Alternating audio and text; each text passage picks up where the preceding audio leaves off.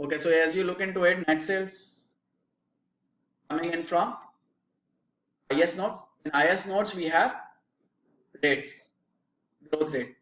So I just multiply the current value with the sales growth rate and it gives me the next year's sales. Any confusion? Then you have cost of goods sold. Cost of goods sold, again you forecasted it in IS notes, right?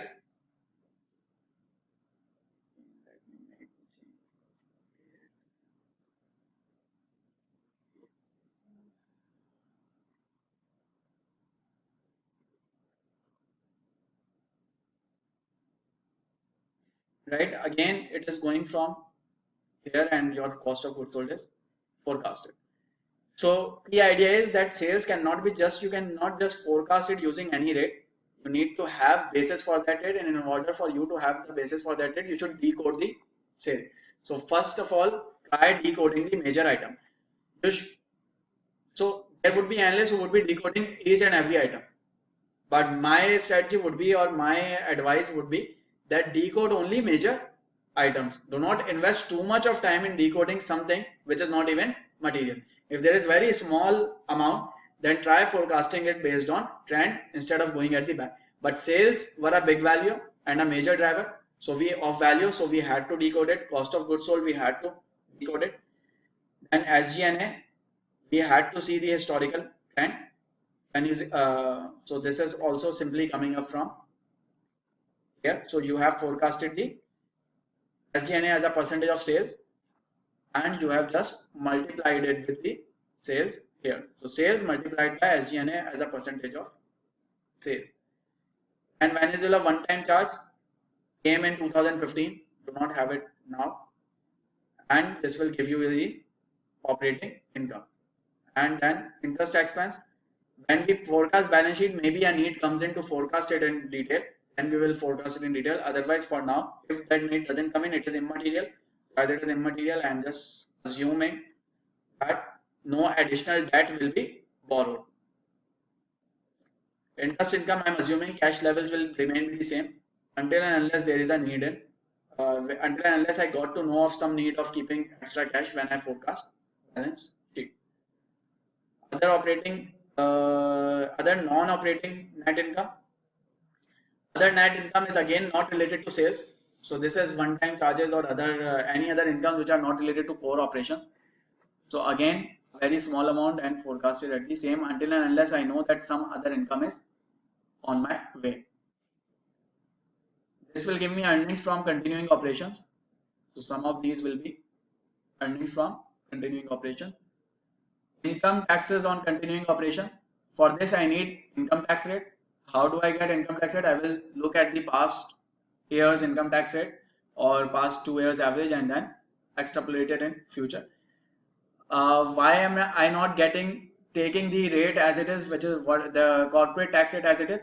Because some companies have, sorry? The effective tax rate. Yeah, so we need to take effective tax rate. Why? Because due to DTA changes, due to deferred tax liability changes, effective tax rate can be different. In income statement, you charge effective tax rate. What and how do we get effective tax rate? So I calculate the tax rate for past 3 years.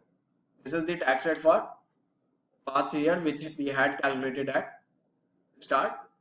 This is simply your tax divided by profit before tax, PBI, profit before tax, PBT. And I know that it is 25%.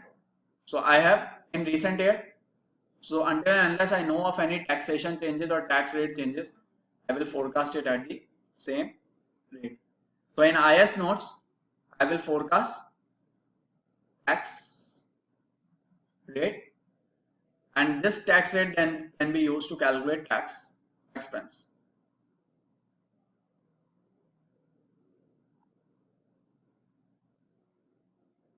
So this is income tax. So it is tax rate coming in from IS notes multiplied by earnings from operations.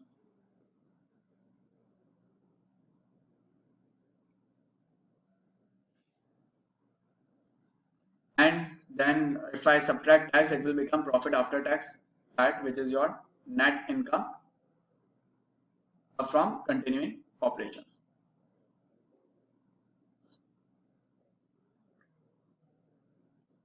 Any problem so far? And then if you have disposed of something, discontinued some operations, loss or gain from that comes in here.